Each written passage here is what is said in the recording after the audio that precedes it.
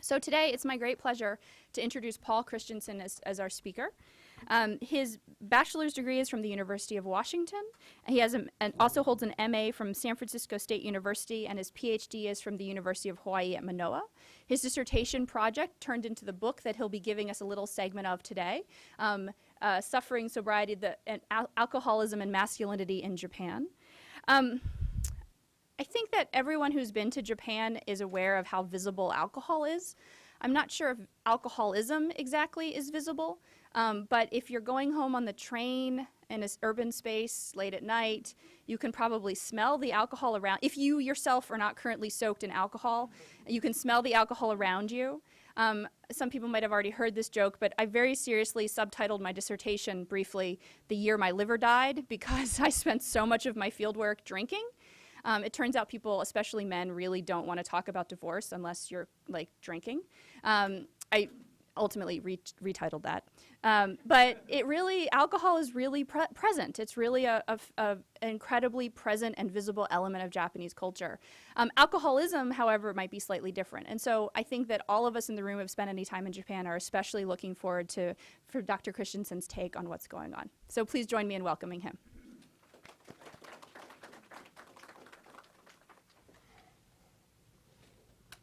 All right. Good afternoon, everyone. Thank you very much for having me. Thank you to Allison and Nicole for all the work sort of getting this organized. CJS, it's really wonderful to be at such a great place as Michigan. As Allison said, I'm Paul Christensen. I'm an assistant professor in the Department of Humanities and Social Sciences at Rose-Hulman Institute of Technology. Has anyone heard of Rose-Hulman? Or one of us? Yay, good. A couple of us. Technical College in Terre Haute, Indiana. I'm also a cultural anthropologist. I'm interested in Japan, psychoactive substance use, and gender, specifically masculinity. And so these are going to be the major themes I want to try to address today. I want to present my work on the gender dimensions of alcohol treatment in Japan. More specifically, I want to try to highlight the difficulties that Japanese men encounter through their admissions of alcoholism, as these admissions can challenge prevailing norms of socialization and masculinity. But before we go any farther, we're going to get back to Allison's introduction. Most of us have been to Japan, yes? I would imagine so. We've probably maybe even had alcohol in Japan. What about AA? How many of us have heard of AA? Can we get a show of hands? Just about all of us, it looks like. And I didn't say Alcoholics Anonymous. I said AA, and you knew what I was talking about. So I think that's really important because it gives us a sense of what we collectively know about alcoholism and recovery, our commonly held opinions and beliefs on this topic. And the answer to that question would have been quite different if I was giving this lecture in Tokyo instead of in Ann Arbor. It also has influenced how we think about these topics, right? Our viewpoints on alcoholism are likely very much influenced by AA's position on what constitutes alcoholism, addiction, and successful recovery. It's not in any way surprising either in areas with a strong AA presence. The United States is sort of the most obvious example of that. AA has also played a very major role in shaping our understandings of alcoholism as something that is socially acceptable instead of stigmatizing, and individually manageable, but manageable along very specific lines that demand individual vigilance and a spiritually directed introspection while neglecting concerns of context or circumstance. That's a pretty crucial distinction to keep in mind. It is a recovery ideology that has brought stability and salvation to many individuals, many of them desperate for help, and it should be very much lauded for this achievement. It's an amazing organization in many ways. However, what I want to talk about today, when we transplant AA's philosophy on alcoholism and recovery to Japan, when we try to suture it to the nation's medical and cultural landscape, we do not get, or we have not seen, a similar conceptual shift regarding the perception of the alcoholic. Instead, Japanese alcoholics suffer because the available treatment options are of limited viability and popular perceptions of alcoholism as a moral failing are widespread. Ironically, this suffering is, I want to argue today, made worse by the ideology structuring membership in both AA as well as Danshukai, which is the other major sobriety support group, and I'm going to introduce them in just a couple of minutes. This becomes consequential then, because Japan's alcoholics are working to structure their newly sober lives around the ideological positions set forth by the sobriety groups, but finding limited support for such efforts outside the groups. And this tension then, this tension behind the movement of conceptual categories of addiction, alcoholism, illness, and disease, those are our relevant examples for today, as they cross cultural contexts and boundaries, is a major theme I want to try to address. Now, the major argumentative claim I want to make is that alcoholism in Japan challenges established masculine gender norms of drinking and homosociality. It places Japanese men who identify as alcoholics in a struggle between medicalized conceptions of recovery, sobriety, and the societal expectations that they confront on a daily basis. Japan's male sobriety group members, and the overwhelming majority of them are men, exist in liminality. If we draw from the well-known work of Victor Turner, they are structurally, if not physically, invisible in terms of their culture's standard definitions and classifications. And as marginals, Turner adds, they have no cultural assurance of a final, stable resolution to their ambiguity. And this is then really crucial, because for many of Japan's alcoholics, sobriety group membership becomes the negotiation of ambiguity surrounding their identity, their personhood, and their masculinity. It's also an ambiguity that is built upon a history of tolerance in Japan for alcohol consumption, and perhaps more importantly, for drunkenness, motivated in part through the ritual and symbolic significance that's given to alcohol. Think back again to all those moments you've had in Japan. Weddings, funerals, store openings, hanami parties, baseball games, whatever. Overwhelmingly, they have some element of ritualized, prescribed sharing of sake or some sort of other alcoholic beverage with people. And the importance then of this tolerance for drinking, the importance is often rarely sort of commented upon in terms of the tolerance it affords drunkenness.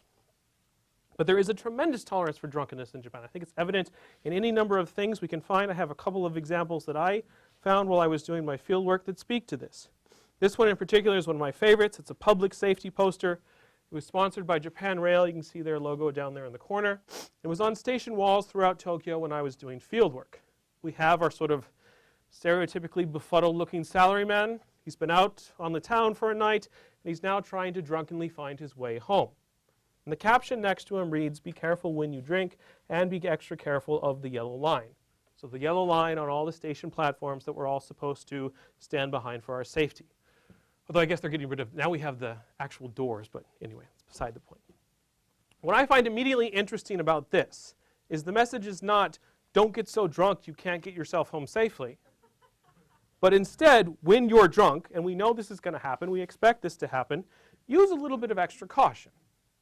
I would say this is probably even more a message for the people around our confused salaryman.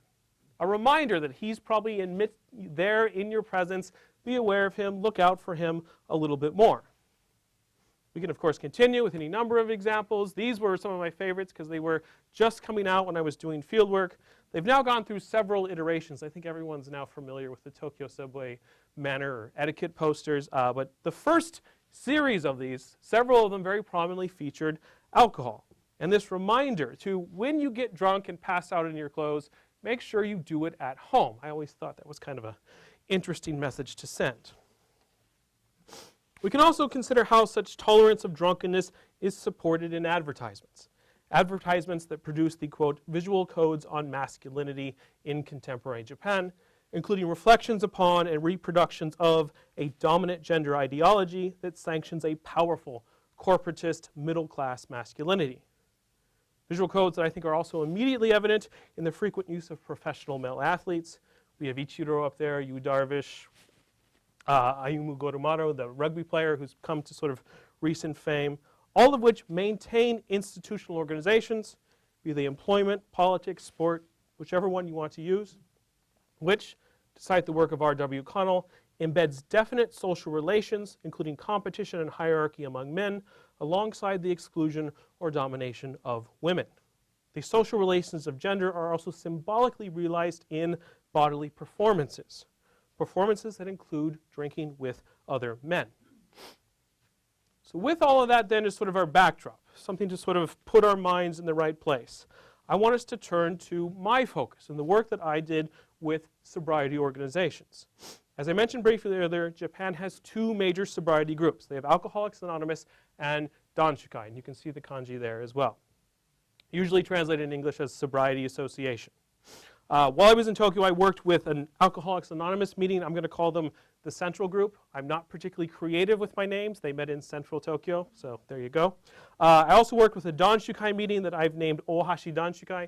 Again, they met near an Ohashi, a big bridge, so all right. There's also a beginners AA meeting, and I'll mention them a bit later on, that met in a hospital. They are a bit unusual and a bit different. Give you, though, sort of the quick background on these groups. AA has somewhere between 5,000 and 7,000 members in Japan. To give you a sense of comparison, they have about 1.5 million members in the United States and Canada, and they claim about 2 million members worldwide. So Japan is a relatively narrow segment of their total membership population. The majority of Japanese members are men, and they are very much concentrated in urban areas. AA also advocates surrender, confession, and acceptance of a higher power, very sort of famous phrase from AA, as the only path to sobriety. They are the innovators, the originators of the 12-step program, something that has now gone on to any number of other iterations with other groups. And step 3 is particularly important for us. Step 3 goes like this, that we have made a decision to turn our will and our lives over to the care of God as we understood him. And that is there, italics. This is sort of how it is printed in AA literature.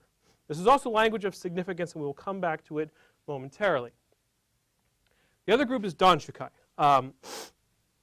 Danshukai probably has about 8,000 or so members, but that's also maybe sort of a conservative estimate. There are a lot of independent Danshukai groups who do not associate with the national organization, who are then not counted in that number. And Danshukai has an interesting relationship with the family members of alcoholics, and I'll talk about that in just a second. What's most important right now is that Danshukai is very much based on AA. Early members, both before and after World War II, drew upon American temperance as well as AA literature to construct an organization that they believed to be both AA but also more Japanese.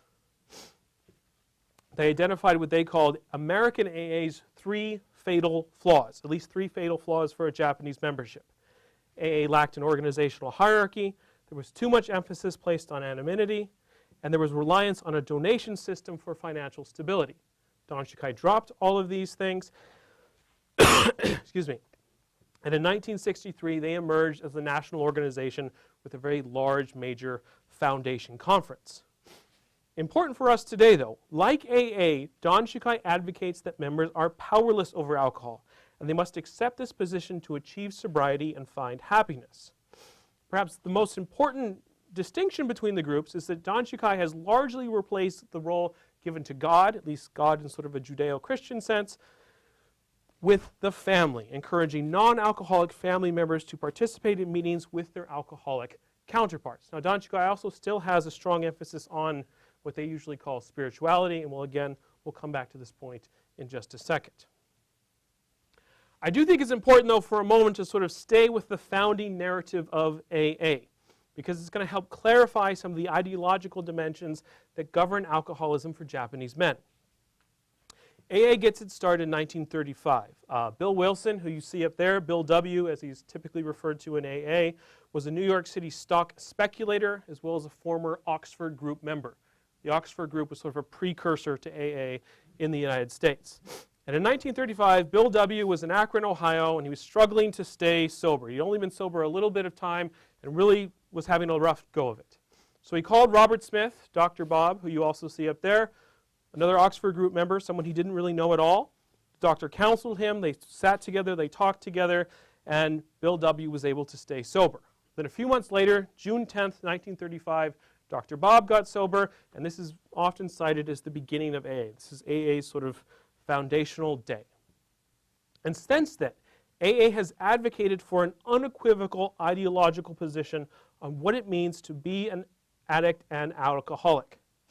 AA advocates for what is called the disease model of alcoholism, a position that frames addiction as a chronic, lifelong, and incurable illness.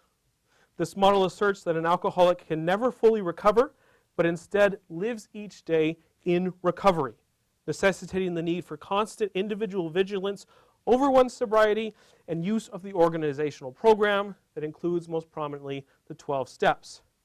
Working this program, AA asserts, will result in a profound alteration of self, allowing destructive drunks to become sober and, I think most importantly for today, happy individuals. AA's ideological foundation is also treated as comprehensive and above reproach. The 12 steps and other organizational practices are understood by many members as divinely inspired, the work of God speaking through Bill W. to impart a fully formed program for recovery from alcoholism and addiction. Such a powerful stance is oftentimes useful. It gives those in need of help this sturdy ideological apparatus from which they can derive meaning and sustenance, particularly in moments of profound individual despair. The danger, however, of crafting a recovery program in such a way is it positions that same recovery program as immutable. Circumstantial or cultural differences are regarded as irrelevant when program dictates cannot be questioned. This allows AA to dismiss criticism of program effectiveness by saying that anyone who fails to find success in working the program steps did not apply the necessary effort. They were not yet ready to hear the message, another well-known AA phrase. And then by shifting focus to the individual, AA is able to dismiss criticism of institutional practices and cast their recovery program as above criticism or change that is sympathetic to local concerns. However, AA's substantial ideological promise is, particularly in the context of Japan, hampered by that same ideological devotion. AA makes no consideration for context, particularly differences of cultural or religious viewpoints, while asserting that its recovery program is above reproach and any failures to achieve sobriety are the fault of the individual and their inability to apply organizational tenets with the necessary rigor. Yet following AA's recovery methodology requires that an individual accept confession to God, even in AA's seemingly inclusive language of God as you understand Him, as a meaningful exercise. AA members must also believe that a spiritual transformation of self is possible through comprehensive introspection and surrender to a higher power, as well as recognize that they are forever ill with a chronic and incurable disease, yet also live each day one day at a time. For many in Japan, these are demands that are largely incompatible with their worldview and fail to consider views of religion and spirituality that are not rooted in Christianity, while also neglecting the realities of daily life for many group members in Tokyo, particularly men trying to navigate the demands of middle-class employment. Furthermore, AA's insistence on defining alcoholism as a chronic and incurable disease is at odds with the expectations of many Japanese regarding the treatment of illness. Margaret Lock famously noted that when the medical problem fails to respond rapidly to treatment, or when the general malaise becomes a chronic condition, that patients, like people everywhere when therapy is not effective, begin to question the system and search around for alternative forms of help. The absence of alternatives, combined with skepticism of the demands set forth by AA and Danshukai, highlight the limited options available to Japan's addicts and alcoholics. The ideological requirements of sobriety group membership also make the success of AA in penetrating Japan's medical institutions, in my view, odd. AA, as well as Danshukai and their similar organizational dictates, are very much integrated into many treatment and hospitalization programs, with secondary attention paid to how their practices could better fit the local context. This point is often obscured by Japan's seeming diversity of support for alcoholism. They have two groups when most places only have one. Yet the similar ideological message that runs through both organizations negates much of the potential positive impact that could come from having two nationally active sobriety support groups. Danshukai, like AA in America, grew out of Christian groups operating in Japan prior to World War II. After World War II, Danshukai reassembled under a variety of different names until Harushige Matsumura, the third person up here on my slide, helped unify the organization nationally. Like AA, Danshukai gives little credence to individual context and embraces a disease model influenced approach to defining alcoholism. The most obvious difference of ideological importance between AA and Danshukai is in the role given to God and Christianity. But again, a closer look reveals a strong undercurrent of spirituality as a necessary component of success in recovery across the two organizations. In language that is very much influenced by, and in some instances taken from AA, Danshukai advocates surrender to a power beyond oneself, It allows for greater flexibility in how this can be individually interpreted. Dan Shukai also states that individually, alcoholics are powerless over alcohol and must confess this publicly and receive help from others to stay sober. This has inspired Dan Shukai's biggest break with AA, in that Dan Shukai advocates for non-alcoholic family members to participate in meetings with their alcoholic partners. This is done in part to remind alcoholics of the others in their life that they have likely harmed with their drinking, as well as reinforce organizational logics espousing individual powerlessness to the disease of alcoholism. Now, as I noted earlier, popular perceptions of addiction and alcoholism in Japan complicate acceptance of sobriety group ideology. Many in the Japanese public view alcoholism as a defect of character, a moral failing indicative of individual deficiencies. Such a view, even informally rendered, binds alcoholism to mental illness for many, a connection that calls forth Japan's long history of confinement and ostracism for such patients. The legacy of this unfortunate association has been large-scale neglect of alcoholism across various strata of Japanese society. Many in the Japanese public feel and assert that alcoholism is something that befalls the homeless or bereft, not something that could happen to them. AA's advocacy for the disease model approach to addiction would seem then a powerful tool to counter popular views of the alcoholic as a degenerate. As, returning to Margaret Locke's work, calling something a disease appeals to scientific conventions and clinical vocabularies. Yet drawing strength from such appeals also requires popular awareness and sympathy for the ailment in question, qualities still widely absent in Japan, as well as attention to how disease as a conceptual category has been shaped in particular and historically divergent ways. Locke detailed widely how Japanese beliefs about disease causation and associated consequences. She notes that because it was believed that people could transmit their disease to their family members, sickness could potentially lead to public ostracism of the entire family. Locke adds that a sick person therefore became a burden to his or her family. Illness is associated with rejection from society, and as such, it was greatly feared. AA and Dan Shukai, in contrast, rely on a diagnosis as chronically diseased to relieve associations of stigma and deviance surrounding alcoholism. Instead of degenerates, addicts are said to be sick with an illness and must be viewed sympathetically. The common refrain is, you wouldn't chastise someone, you wouldn't criticize someone if they got cancer. Why do you criticize someone if they're an alcoholic? Yet Japan's historical relationship with notions of disease thwart such associations and complicate the propensity to view the sobriety group's ideological logic positively. AA's historical expectation, one that Dan Shukai has also adopted, was that it is easier and less stigmatizing for members to say, "I'm sick," when asking help or voicing their need for sobriety to others.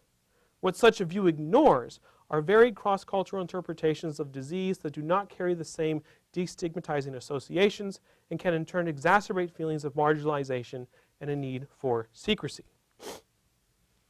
In addition to all of that, the absence of focus on addiction in Japan's medical education curriculum further marginalizes the nation's alcoholics and views of addiction as anything more other than a deficiency of character. I worked with one clinician, Dr. Mori, and she was frequently exacerbated whenever I went to visit her at her Western Tokyo hospital. She said that most Japanese medical school students are not taught about alcoholism or addiction. It's just one or two sentences in the curriculum, she told me with pain and frustration. She would then immediately add that even the most commonly used Japanese word for alcoholism, aruchu, is both a pejorative as well as an odd linguistic arrangement. It's an abbreviation of arukoru chudoku, taking the katakana word, the foreign alphabet word for a loan word, and the kanji for chudoku, or poison. Dr. Mori abhors all of these terms, refuses to use them, refuses to allow me to use them, and like many of her medical colleagues, prefers this one, arukoru izonsho, or alcohol dependency syndrome. While this term certainly carries less historical baggage as a pejorative, it also firmly positions alcoholism as a stigmatizing or potentially stigmatizing medical condition.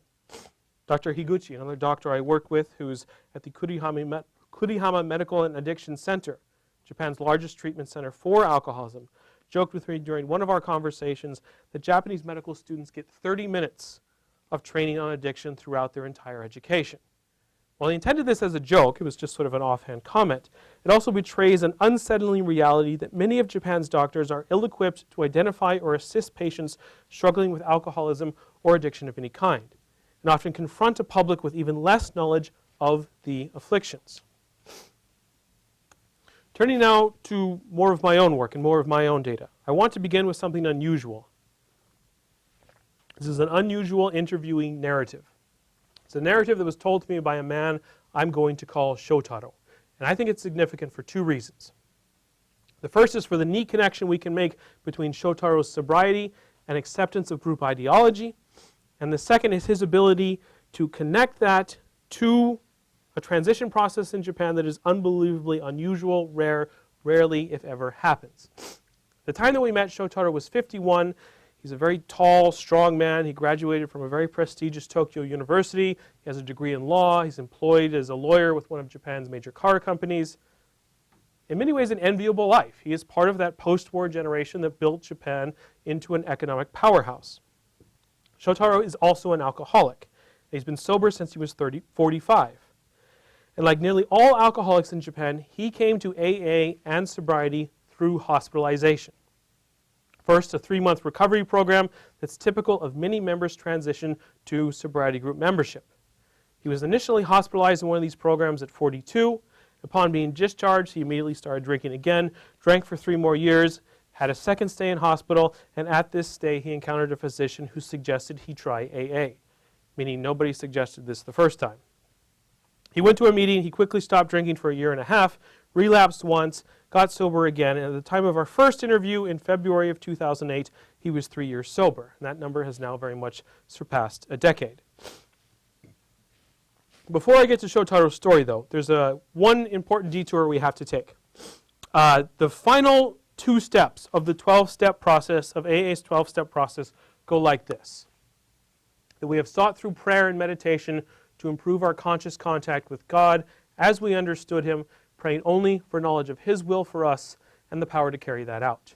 And then finally, step 12, having had a spiritual awakening, that's my italics, not theirs. As a result of these steps, we tried to carry this message to alcoholics and to practice these principles in all our affairs. And these are the components of AA membership that many Japanese members struggle with as they systematically work the steps, 1, 2, 3, 4, all the way down, but often fail to find the spiritual awakening that AA's ideology outlines. Shotaro is important because he is the rare exception. During our interview, he talked about being home one night reading the Big Book. I actually brought it too, if anyone's curious. Here's the Japanese version of the Big Book. This is also the biography of Dan Shukai's founder, Harushige Matsumura. You can look at them later if you want. But he was home one night, he was reading the Big Book, AA's primary text, after his wife had gone to bed. He said that while he was reading, this feeling of calm began to wash over him. And he saw a light, he said. Initially it was the size of a 10-yen coin, so the size of a quarter or so. It was projected against the wall in front of him. That light started to grow, and eventually it filled the entire room. And he sat there all night. He read the entire book. Pretty small text, all right? It's a pretty big accomplishment to get through it in one sitting. And he sat in the room all night. He was overwhelmed by this feeling of serenity, of release, of calm, just sat there peacefully. His wife came into the kitchen in the morning to start breakfast, and she found him still sitting in his chair. Initially, she was furious. She thought he'd been up all night drinking. But when he said, "Good morning, Ohio," she stopped. He said she was overcome by the tone of his voice, by the calmness, by the serenity that he sort of projected. They sat together talking, and he said that any remaining desire to drink was gone. He was reborn as a recovering alcoholic. So the importance of Shotaro's story is its neat and unusual conformity to the distinguishing patterns of alcoholism in Japan. His ability to fit all these things together in a way that many struggle with and never ever achieve. Frequent short-term hospitalization until encountering a doctor who recommends joining a longer inpatient program and then a sobriety group, and his ability to neatly fix that to a narrative about his sobriety that perfectly mirrors AA's advocated and idealized position. In his work among evangelical Christian groups in the United States, Peter Stromberg highlights some of the significant elements of the conversion narrative process. He notes that the conversion narrative enables the believer to forge a sense of coherence by using the ideological language to embrace intentions that, persist in spite of being denied. It is this sense of coherence that signals both to the believer and to the observer a transformed identity. Yet Stromberg also adds that the emotional ambivalence was not resolved once and for all in the original conversion experience, but rather persists in the present.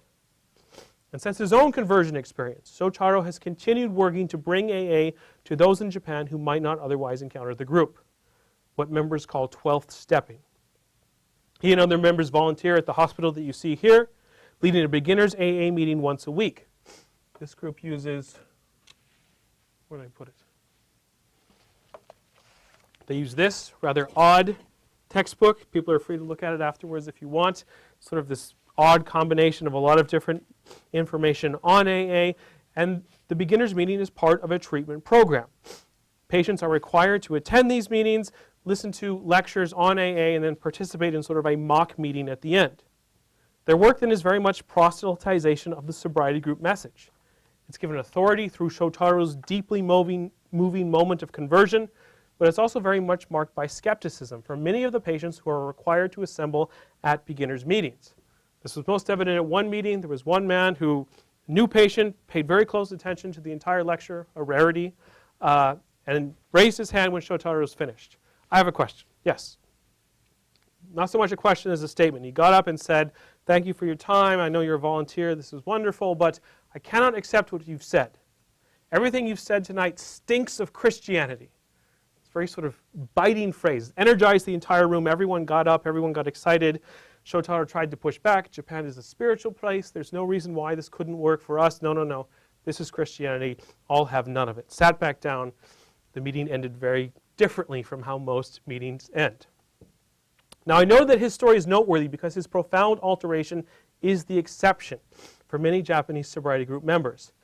The path to living in recovery as an alcoholic in either AA or Danshukai is supposed to be marked by a transformation of self. Yet its absence is the frequent subject of meeting dialogue and speeches. Sobriety group meetings function as a space in which these disclosures and frustrations are vocalized, and they thus come to form a major component of an alcoholic's self-identity in Japan. AA and Danshukai meetings, while exhibiting the minor methodological differences that I've outlined, maintain the same goal of creating a space and place within which a life devoid of alcohol consumption is possible. At issue, however, is the liminal nature of the meeting space and the difficulties many express in transporting the content and tenets of the meeting to non-alcoholics. Furthermore, living in recovery in the sobriety group framework is constituted through meeting attendance. Meetings become a kind of home where alcoholism is discussed openly and without concern for the questions or judgment that frequently come from non-members. However, the openness of the meeting often does not extend beyond the meeting walls and offers little challenge to the social and occupational marginalization, as well as diminished claims to masculine gender norms felt by Japan's male sobriety group members. The result then is the meeting site of both the central group and Ohashi Danshukai are very much cultivated as alternative homes, sometimes homes that are more welcoming and accepting than their own home. They become good places. They're frequently referred to by members as ibasho, places where feelings and opinions that are impossible to express elsewhere can be aired. Yet without cultural assurances, then, of a comprehensive challenge or end to group members' feelings of ambiguity, this sense of disconnection between the meeting space and the wider Japanese public also very much influences the content and tone of members in meeting speeches. AA and Danshukai encourage members to speak during meetings about anything they want without fear of reprisal or critique. And speeches often then reflect the liminal position of the alcoholic and gender-based frustrations many maintain at no longer being able to drink. Sort of just a sampling over a couple of months. During a central group meeting in early autumn, one member said, "I hate myself. I want to commit suicide. I'm weak and I'm selfish." Later that month, another member stated, "I want to return to good society. I want to be normal." Several months after this, Matsumoto-san, who was the central group sort of unofficial leader type figure, said, "I want to escape reality." His statement referred to his reasons for initially starting to consume alcohol, but he added that his desire for escape he still feels with sobriety today. Finally, at an Ohashi Danshukai meeting in early spring, a visiting hospital patient, someone who for years had struggled with long-term sobriety, said, "I want to die. and a loud voice that startled those at the meeting not paying close attention to the speaker, which, truth be told, is the majority of people most times. These blunt statements are significant, I argue, for their infrequence among Japanese men. Men in Japan, we are told, are supposed to gaman. They're supposed to endure, not proclaim their weakness for all in attendance to hear. Richard Light has made note of the strong connection between Japan's cliched norms of masculinity and ideals of self-control and the notion of gaman. Connections evident in the frustration many Japanese men express at dutifully working the 12 steps and staying sober, but as a result being cast outside the normal conduct of men. AA and Danshukai aim to create a membership of self-governing alcoholics, yet they struggle when confronted with Japan's established and not easily dismissed norms of masculinity.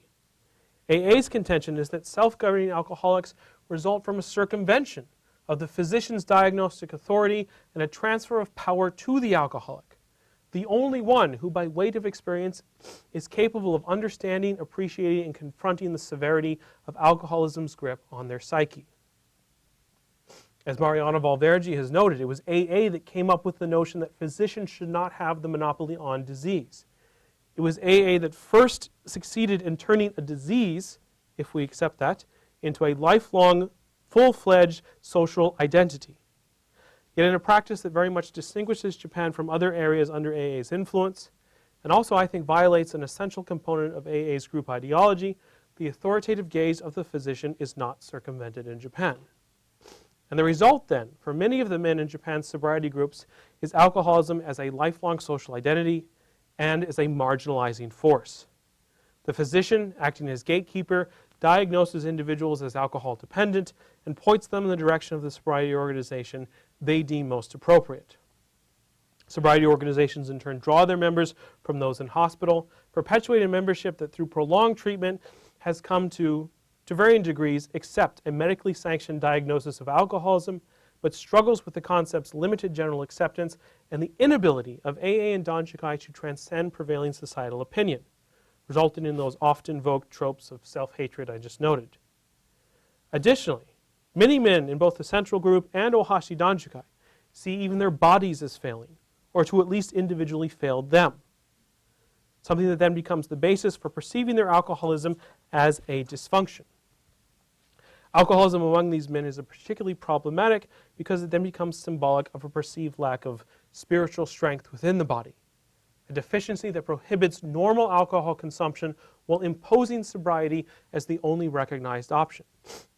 Sabine Frühstruck, in her work with soldiers from Japan's self-defense force, writes that while physical strength is certainly important, as Japanese, they would particularly excel as soldiers with the spiritual strength to, again, persevere, to gaman.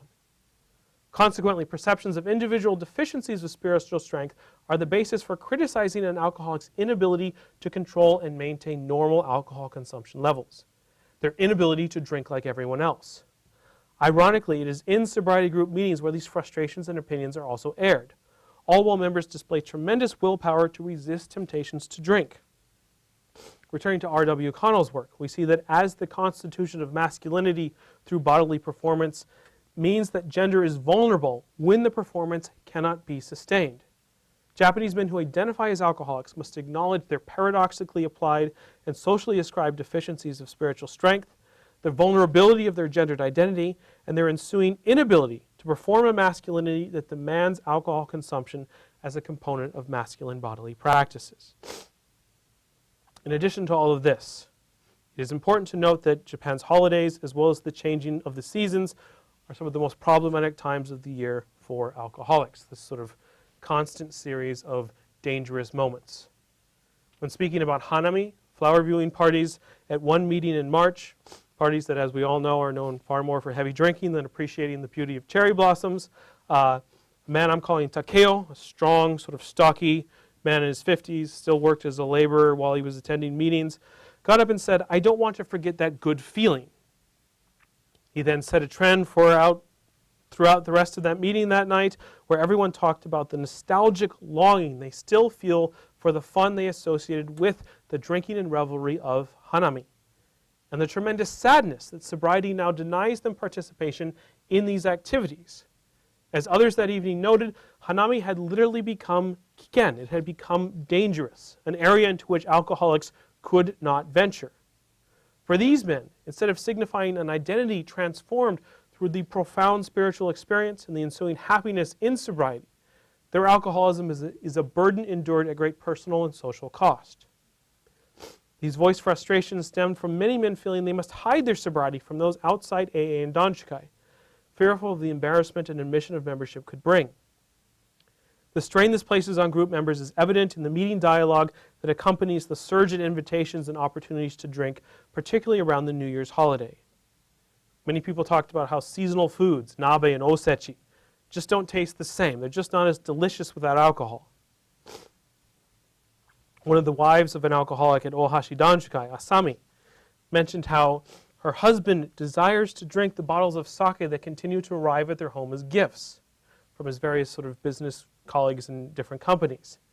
He feels it is wasteful, she said, not to drink them, but most importantly, it's problematic if he is later asked how a particular sake tasted, as he feels he cannot divulge his alcoholism to those sending the bottles. And he goes so far as to look them up online and be able to talk competently about their flavor profile and which one was better than that one, all this kinds of stuff. Instead of his marginal existence, her husband desired the mainstream, very much represented in the bottles delivered to their home as this gesture intended to maintain good relationships between associates, and his inability to fully participate in this social exchange marks both his and the male alcoholic's ambiguity and systematic elimination from ritual participation. Now I want to begin my sort of gradual move towards concluding today by introducing one more person. This person is called Rocky. It's his nickname. He's this gregarious former actor from Osaka. He now works as a real estate agent in Tokyo. But Rocky's also unusual in that he lived in the United States for several years, first Utah and then Los Angeles.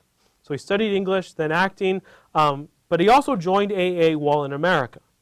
This is an experience that has then led Rocky to be very critical of AA practices in Japan. He began our interview stating that many Japanese men in AA and Danshikai are, in his view, miserable because they do not fully engage the recovery program of working the steps, meaning, of course, the 12 steps. He feels members do not understand the steps as, in the words of E. Somerson Carr, prescribing a way for addicts to manage themselves and their lives, considering the theorization of addiction as a chronic and incurable disease. The result in Rocky's view is that Japan's sobriety group members are too often unchanged from the person they were while drinking. They are theoretically aware of having been diagnosed as alcoholics, yet now force themselves to not drink and lack the transformation of self, the resulting happiness in sobriety that he claims to enjoy. To Rocky, they are dry drunks, an AA term for a sober individual who continues to act and behave the way they did when drinking, a situation that he believes is destined for failure. The reason for all of this, Rocky said, he cited, is the handbook. And then if you want to look at it later, feel free. It's this 15-page pamphlet all new members receive at their first AA meeting in Japan. I got this one on my first meeting. He says this is what is to blame for Japan's superficial engagement with the sobriety group teachings. The handbook is something you only find in Japan. It includes the 12 steps, the 12 traditions of AA, background information on AA, the Serenity Prayer, but I think most importantly, several pages from a section of the big book that's titled Into Action. And a portion of that text goes like this. We're going to know a new freedom and a new happiness. We will not regret the past nor wish to shut the door on it. That feeling of uselessness and self-pity will disappear. This dialogue establishes the possibility of creating a set of spiritual practices which have their own internal logic and whose purpose is to move the alcoholic from active drinker to the spiritual state of recovery.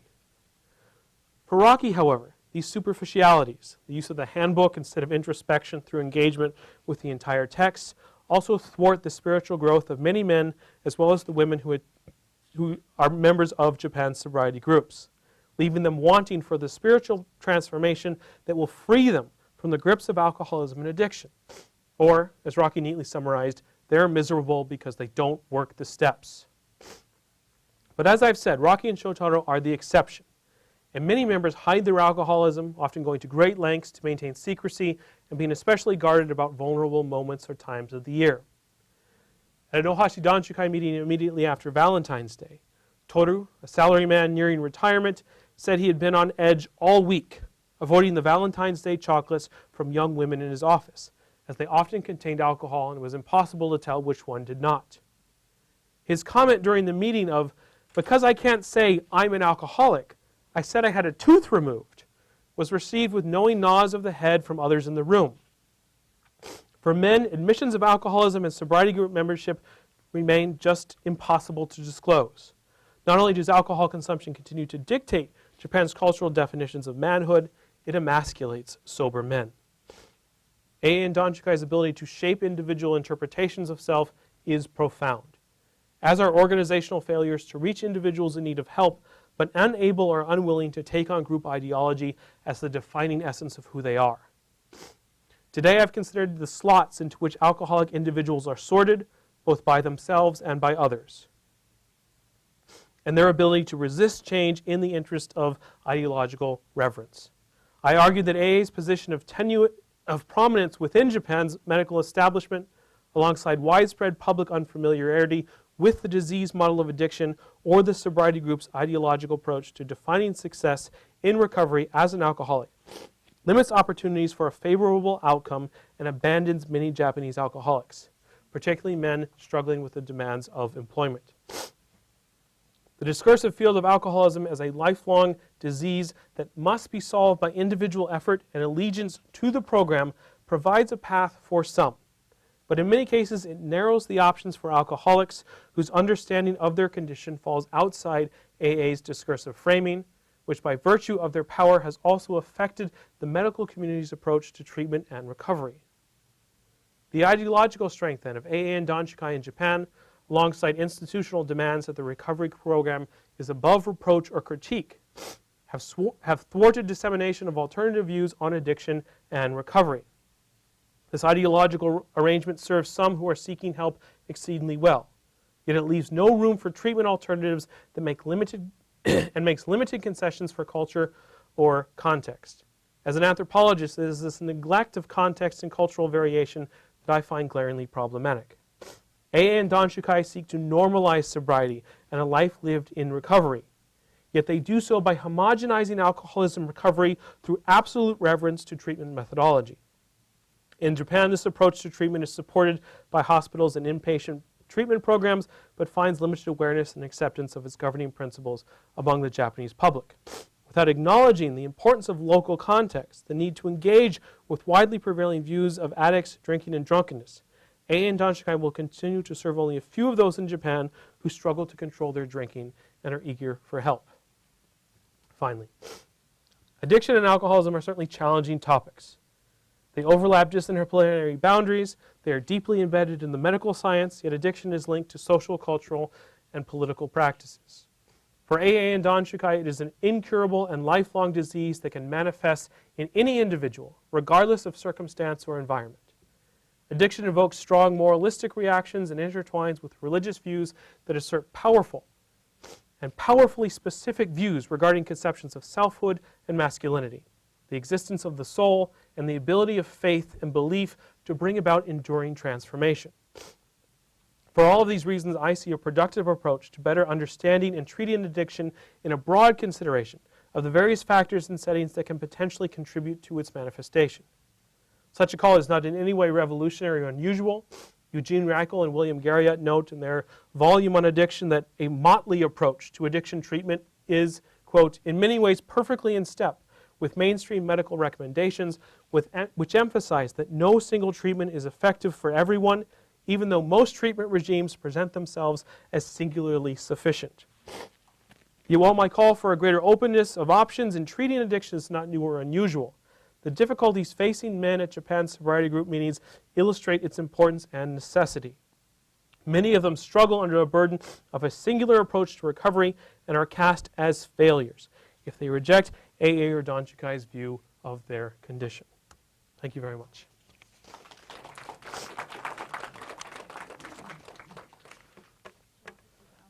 Sure, I can do that. I'm happy for any questions. Go ahead, Jennifer. Go ahead, yeah. Thank you, Paul, very much for the most interesting talk. I was just kind of curious. You bring up AA and Quasi-Christian, yeah. quasi-Christian, Christian most, or Abrahamic monotheistic life. And I wondered if you had also looked into some of the more local, quote-unquote, native psychotherapies like Morita and Nikon. Nikon being developed specifically for the prison population. Would that also A little. I went to one of the bigger Nikon centers is in Ibuski, which is about as far south in Kyushu as you can get. Very beautiful place. But there's a large Nikon center there, and I was actually recommended by Dr. Higuchi, who I mentioned in the talk, to go down there. And I certainly spent some time there. A large part of it was simply a matter of time, right? I would have liked to have spent more time with Nikon, and it just didn't work out that way. I was struck by how a lot of the Nikon advocates, the sort of doctors often running these hospitals, though, very much still maintain the view that they're kind of in charge of this, and we're often quite interested in AA and Danshikai as well. And when had read the various books and were up to date on it, and would think about ways in which they could intertwine the things. So there is perhaps some interesting like hybridity they're trying to get at that could potentially be quite successful. Morita and Nikon more of a Buddhist faith, Yeah. but also introspection and feeling your obligations toward not only your parents, but your larger society. Exactly, Ultimately, yeah. The idea being reintegration. Yeah. I think society. It was always that you would get sort of AA in particular, AA members were very dismissive of it because it violates all the principles of anonymity, right? You're supposed to, be open and talk about how you have wronged everyone you're close to. I think you're supposed to start with your mother and then your father and work your way up through all these different people. So they were like, that's awful. You can't make people do that. But then the people sort of at the top of things, I don't want to say pulling the strings, but kind of pulling the strings, often really like this idea of trying to find combinations. So it's certainly something I would like to go back to at some point. Because exactly, yeah. Anyone else? Go ahead.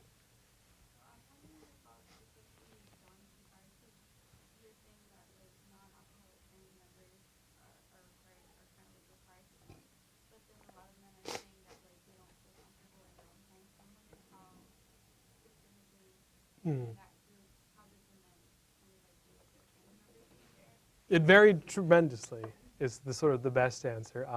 And the first sort of interesting point to that I didn't bring up here, but it's kind of noteworthy is I still have yet to encounter a wife or a mother who's the alcoholic and has her son or daughter or husband or anyone come to the meeting with her. While it's presented in very gender-neutral terms, I only encountered husbands and fathers who came with wives and usually daughters. One person would bring his son, but he was also an alcoholic. So there's also this very sort of gender dimension to it. And then for most of there were certainly some fights that broke out between couples during meetings and arguments that would, take place. The way that my group structured it, all the people who didn't come with a family member would speak first. And then then some hospital patients would come in and they would speak next. Then I had to say something every week. I usually talked about the weather, tried to think of something, whatever to say. But then the partners would speak, so the wives would speak, and then the husbands could speak. So they gave the husbands a chance to sort of rebut what the wives said. And I always found that very revealing of how sort of power was organized within this place. And there were a lot of the single men who didn't have someone to bring because they either wouldn't come or they didn't tell them. So there was this sort of variety. There was certainly a fair percentage of them who still had a partner they could bring, who was willing to go to the meeting with them, but also a larger group who didn't. Others?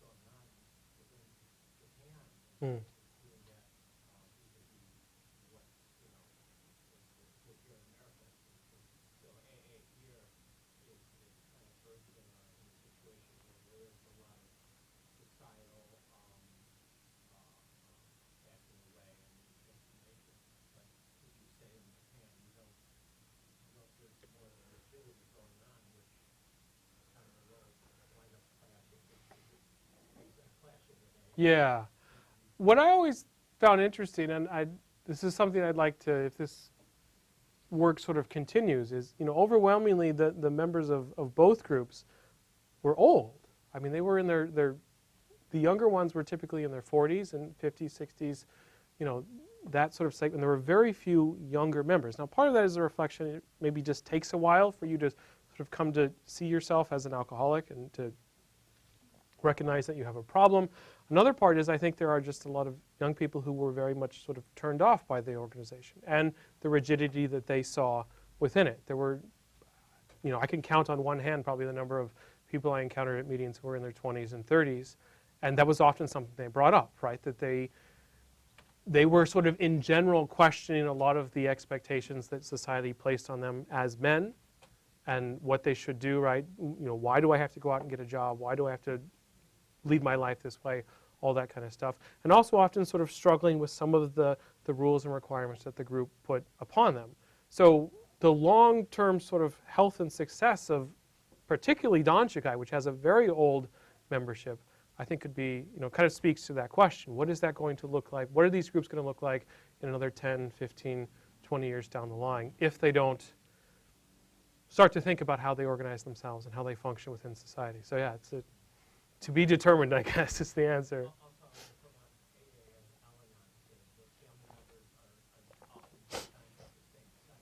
Yeah, and Al-Anon started in Japan when I was doing field work. There was a wife, she had lost her husband, he had passed away since then, but she was trying to get it going and having a very rough go of it. I think they were getting 2 or 3 people at meetings or something like that, but yeah, trying. Anyone else? Go ahead. Thank you so much for your talk. I was thinking about why people don't feel comfortable divulging their alcoholism, right? And I take your point, your explanation. Yeah. It seems like such a personal moral failing. It's akin to mental illness, and so therefore I'll just sort of trauma and lie and tell these stories, do things to get around it. Mm. It was reminding me, Emma Cook, who's also a great anthropologist, who's doing work about allergies, food allergies in Japan and the UK at comparative causes. And she told me a story about a woman who realized she was allergic to fresh vegetables, which sounds sort of like a nightmare. Oh my and gosh. went to, or multiple fresh vegetables, and was going to work parties, and at the beginning you get served, like at a pizzeria, you get served a little salad, right? And so Emma said, well, what do you do when you, and the woman said, oh, I eat it. And Emma's like, but, and so she would then be sick for like the whole night and have to take, like, basically would just gammon, eat it, gammon, and then rush home to hide the illness. And I was thinking, the sort of easy answer, which is not the one you provided, is that this is something somehow cultural and Japanese people conform and are group-oriented and all of that kind of stuff. But it's really striking to me how, maybe this is happening in the U.S. too, and I'm oblivious to it, but that people are making really substantial decisions to embody Discomfort pain and suffering and all of this. And I'm just wondering if you could spend a little bit of time talking more about what you think is going on. Like, is it only that alcoholism is so akin to mental illness that to divulge it is just pure embarrassment and shame? Or is it also something about a sort of larger practice of I don't know what, I mean, terrible things? overwhelmingly, the people I would talk to would certainly frame it around shame, right? Haji, I heard that constantly, or it's too embarrassing, or this and that. There was always also this interesting undercurrent of people would talk about their process of finally getting sober. And they would talk about how, we'd have to go out, and I was really tired of drinking. I was drinking too much. I didn't want to drink anymore. But I would tell myself things like, just one beer, right? One beer for the kanpai, and then I'll stop. So almost sort of the reverse, but similar to what she's dealing with. And then it would, of course, turn into, 10 or 15 beers or whatever. And then they'd say, oh, I did it again. Okay, next time, I'm not going to do it. So there was also a lot of that sort of struggle that they were often going through. But the constant way, at least in which they framed it, was often one of just, this is so embarrassing and shameful.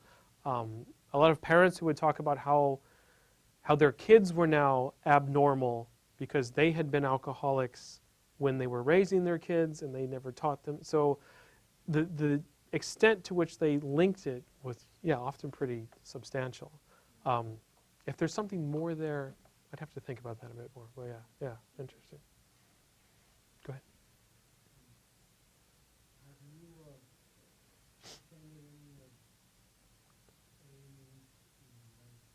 I've attended mostly NA, Narcotics Anonymous meetings in the U.S. Some AA meetings, but far more NA than AA.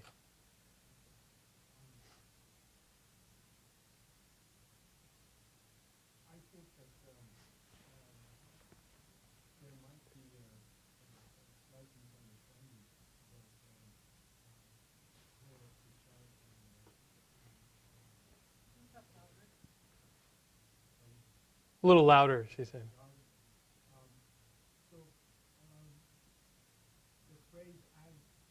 Yeah.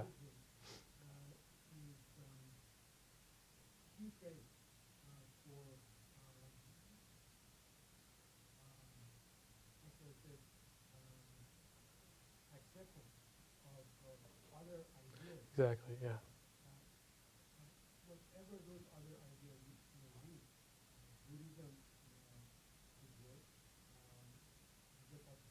Hmm.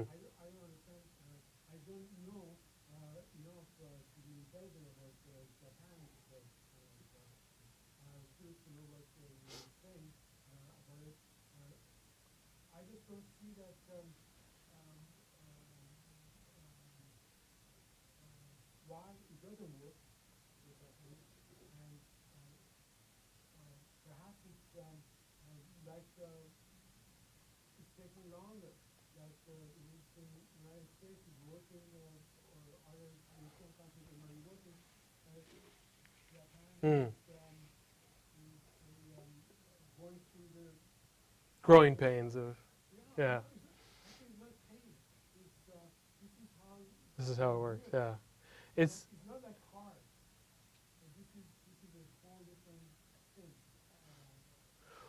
was it? I mean, there's a couple of interesting points you're bringing up. One of the big ones is certainly that a lot of the AA membership in Japan, they feel a real sense of struggle in trying to convince the rest of the population that this is not Christianity, that this is spirituality in the most general sense, right? And you can sort of use that, you can bend that to whatever works best for you. And they're constantly encountering, that stinks of Christianity is sort of the best phrase for that.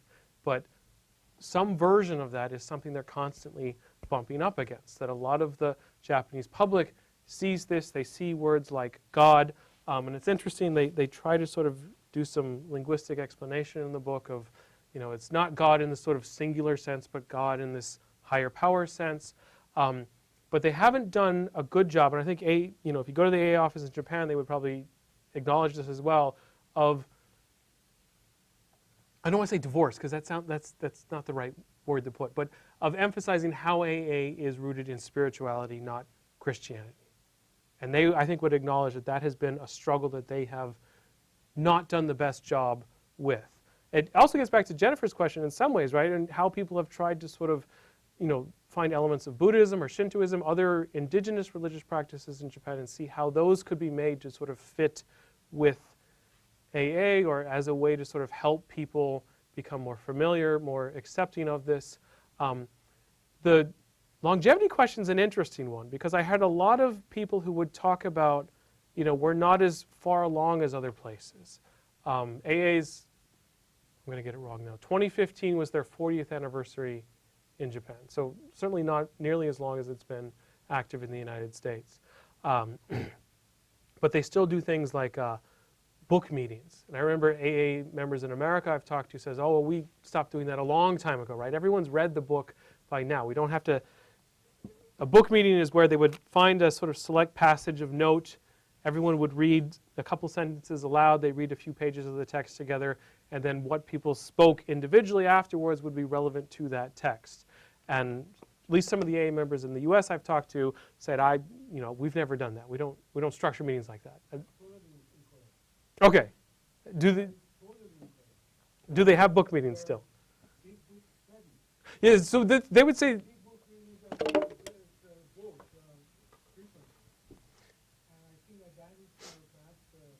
first time it could be, Hmm. but it's not referred to often enough to find references to non-Christian ideas in the big book and other affiliated books Yeah.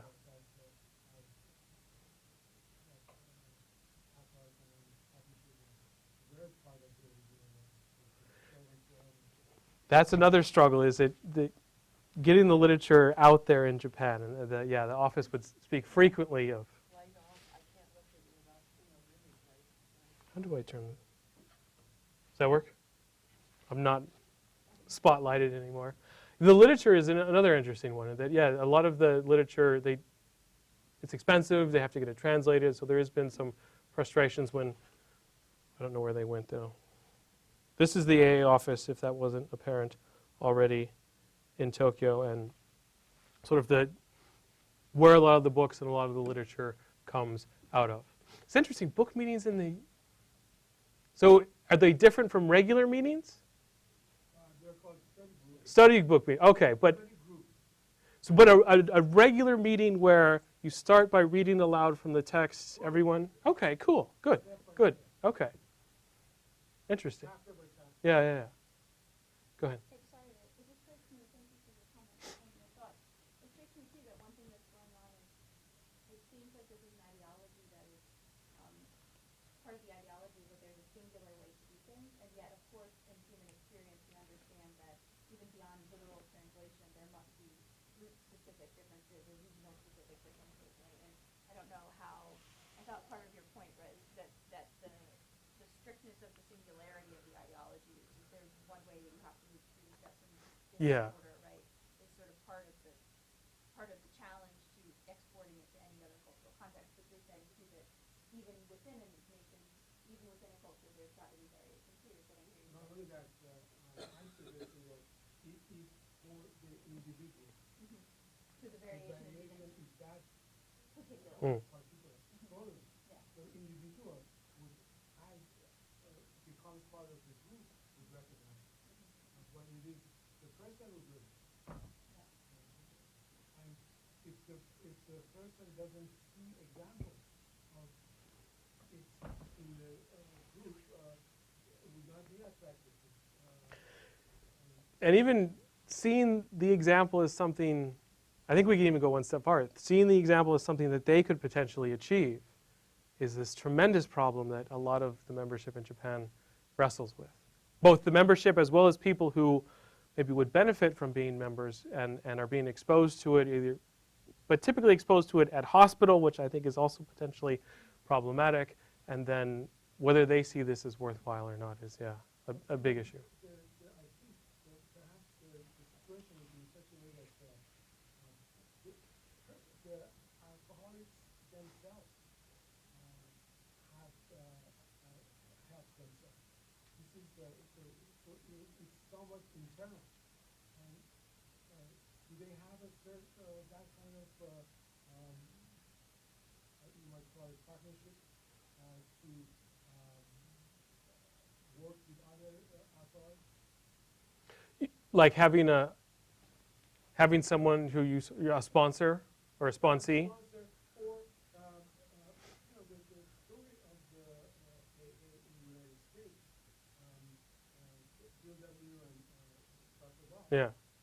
is at a pivotal point where there's a movie about it, and you can watch the movie. Oh, I've seen it. Yeah, it's a good one. So it is the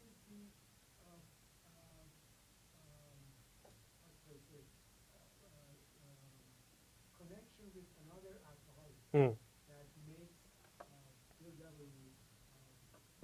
and Dr. Bob to hook up and use each other Yeah. as a way of getting it. And that is very crucial. I didn't see any of that. Very little. So Shotaro loves this idea of being a sponsor. And I asked him, last time I saw him, 12, 13, I can't remember what year it was exactly. He said, I have 30 sponsees now. And I'm guiding all of them through their sobriety, I said, 30, that's a lot. How do you manage all that? Oh, no problem, no problem. And he's the only member I've encountered who uses those terms and actively sort of seeks that out. So it's another sort of interesting thing that maybe Japan has struggled to implement or hasn't implemented it as well. This notion of the sponsor-sponsee, or even just sort of the relationships between alcoholics, right? That it isn't just the meeting, but it's the meeting after the meeting. And at all the meetings I attended, there was very rarely a meeting after the meeting. The alcoholic usually went to the hospital and talked to people who were even the asylum. Yeah. Which is it, because Japan has that, but it's still directed by the physicians who are in charge, right? And they're still sort of regulating how it all works. Are we at time? I think we are. We can keep going. I'm happy to, yeah.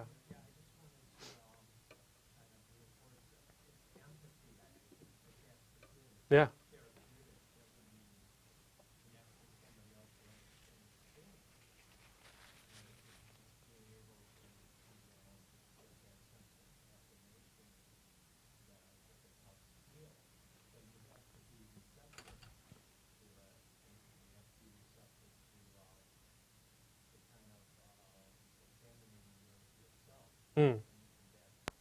And that's overwhelmingly what's not happening in Japan, unfortunately. Yeah, those beginners meetings. There's one I only went a few times, which is why I don't mention it here. But this guy was so diligent, so committed. He went every Saturday. Hospital way out in the way in the outskirts of Tokyo, and the reception he got every time he went there from the patients, just indifference and anger, sort of glaring at him for 45 minutes as he's trying to sort of talk about the big book, talk about AA. We have to be here. And as soon as the clock, ticked over to when it was over, everyone just got up and, he could be in the middle of a point that we're done. And so empathy is, yeah. So they didn't have to kind of go around. It was a class. Yeah, it's a. There's a better point just to listen to everybody talk and nobody interrupt. And that would at least. He would certainly try to do that, but people just wouldn't talk. It was a required thing. The physician who runs this program is requiring them to be there. So then it's class, right? It's a requirement. So most of us have probably taught, freshman whatever intro to anthropology at 8 a.m. in the winter. It's that kind of reception. So yeah, but. Are there any English-speaking meetings? There are some, yeah. A lot of them are concentrated around like U.S. military bases. So Okinawa has quite a lot. Tokyo has a few that don't have that strong military connection. I never went to any of them. So they're usually expats, people who are in Japan for whatever reason, and English is the more accessible language of communication. But yeah, I didn't attend any of those. So. Well, thank you so much. Thank you so much. This was wonderful. Thank you.